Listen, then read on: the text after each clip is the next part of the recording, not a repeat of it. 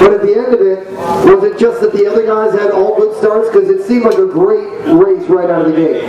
Yeah, you know, when you say I had a bad start, I had a bad probably half an hour, but the first 500 meters was pretty good actually. But after that, everything went down. After that, it all went dark, and it's one of those things like if you go to a race where it's fast and it's smooth, there's a lot of drafting. If you have bad legs, you can usually fake it.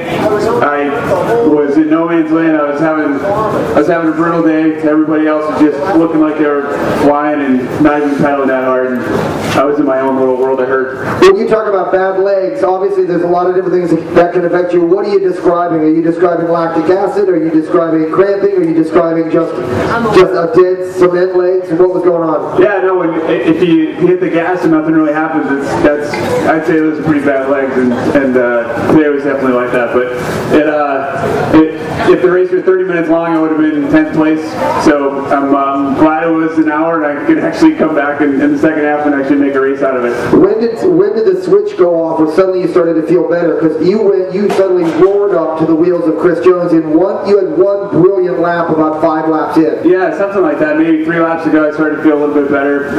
You know, Ryan's not sitting up here on the podium. I think he probably would have had a solid top 3 in him no matter what, but mechanical took him out. But thanks to Ryan, now Jeremy and I are tied for the lead again. So tomorrow's going to go to the showdown. Whoever finishes in front of each other gets the jersey. So, and just in terms of just teamwork, it seems like every different race, a different one of you guys has a better ride.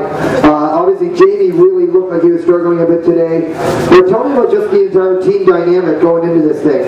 Yeah, actually, Jamie, since he had such a rough day and he's not up here on the podium, he's going to carry our luggage back up to the hotel room. He's going to wash all of our shoes, our bikes. I think that's fair. Yeah, he's got a lot of work to do, actually. All right, Jim Johnson, we'll have you stick around a little bit. We'll go to Chris Jones right now. Chris Jones, emotionally, where does this stack up in your career? This has to be, you showed up in New England about 5 years ago, and I had to go and say, who are you and where are you from? And you were like, I'm from San Diego. And after everybody in the front row stopped laughing, it's been a tutelage of sorts for you to learn cross. Where does this stack up in your entire cycling career, this result today?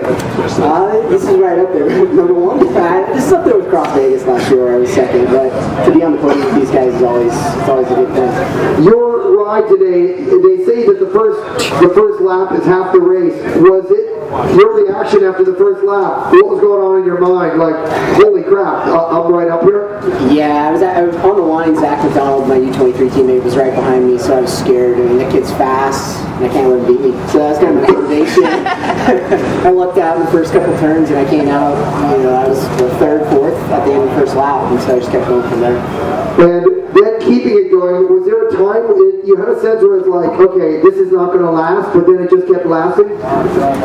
Yeah. I was off the front, and then Ryan and Jeremy caught me, and I thought, oh man, this is bad. This is bad, and then Tim caught me, and I got my second win, and then we benefited from Ryan's mechanical, and I thought I was going to have a sprint against Tim. It was going to be the world's slowest sprint, but I kind of got rid of him there. You look at what you did today, the reason you got most aggressive rider, obviously you were in there, we were thinking of Jesse Anthony, thinking of a lot of our riders for that, but it's what you did late in the race where you counterattacked after being down on the ground.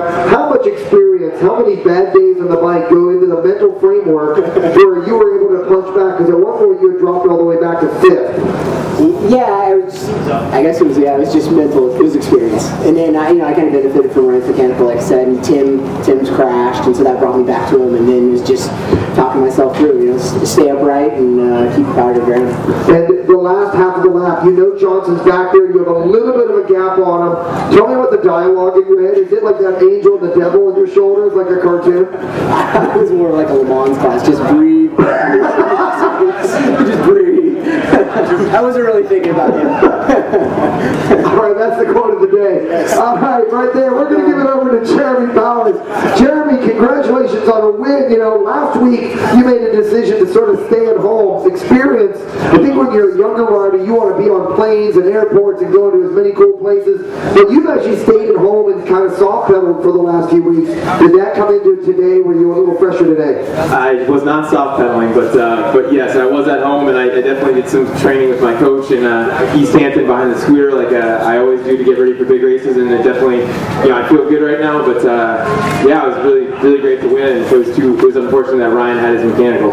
The decision to bunny hop, you did it the entire race. Was it an advantage or was it just an emotional lift? No, it was definitely an advantage. I felt, it's one of those things where I felt safer doing it. There was like a lot of grease on the ground, and I don't know, it just seemed like it was the right thing to do. I didn't feel uncomfortable at all, and it didn't feel dangerous. So for me, it was fine. Your battle with Ryan Trebone, it was really going back and forth. It looked like it could have gone either way. Describe that. Yeah, it was brutal. I mean, Ryan actually at one point, he actually in the sloggy section back here went slower, and it created an attack because I actually ran into the back of him, and I was like, oh no! And there he went, and I was going backwards, and he was going forwards. Just so and then I don't know. There was a bunch of situations where like I kind of took a different line, and then I had 5 seconds, and then he had taken another line in a different part of the course, and he had 5 seconds, and it was just back and forth, and yeah, it was a good race. Not having Johnson, not having Driscoll come up at all, was there any point where you even think about that, or do you just race? No, I mean, I just kept my head down. Tim and I are going for this jersey, and even though we're friends, I think at least,